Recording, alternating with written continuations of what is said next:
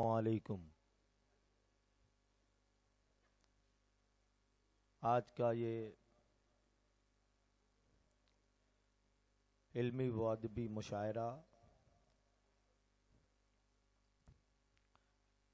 जिसका आगाज़ हुआ चाहता है, आज की इस महफिल का आगाज़ खुदाए बुजुर्ग जब्बार की हम्दो सना से करते हैं।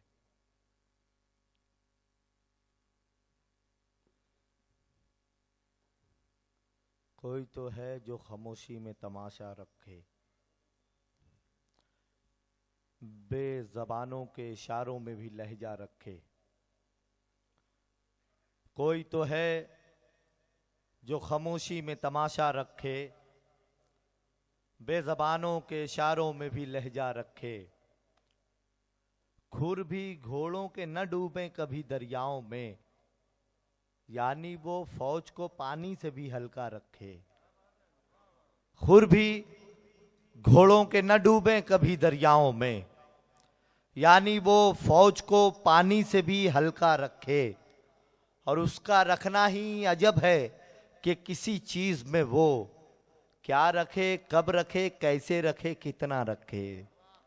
उसका रखना ही अजब है कि किसी चीज में वो क्या रखे, कब रखे, कैसे रखे, कितना रखे।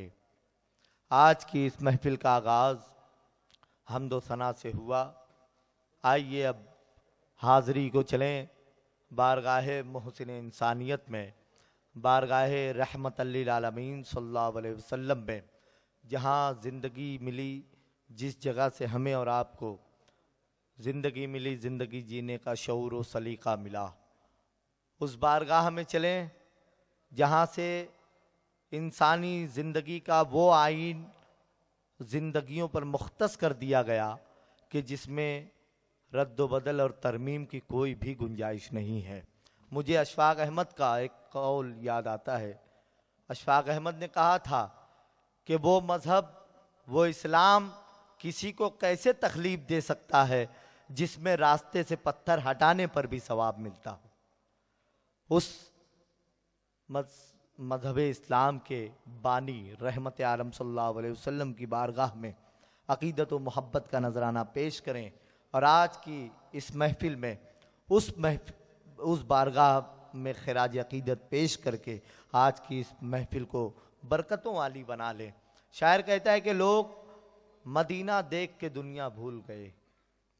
आप अगर बैठे हैं तो जब तक नाते पाक पढ़ी जाए तो आप सुभान अल्लाह और माशाअल्लाह की सदाएं बुलंद कहें, ताकि आज के इस मुशायरे को यहीं से बुलंदी भी मिले और आप शोरा किराम को अपनी मोहब्बतों से नवाजने का एक खूबसूरत आगाज़ कर सकें।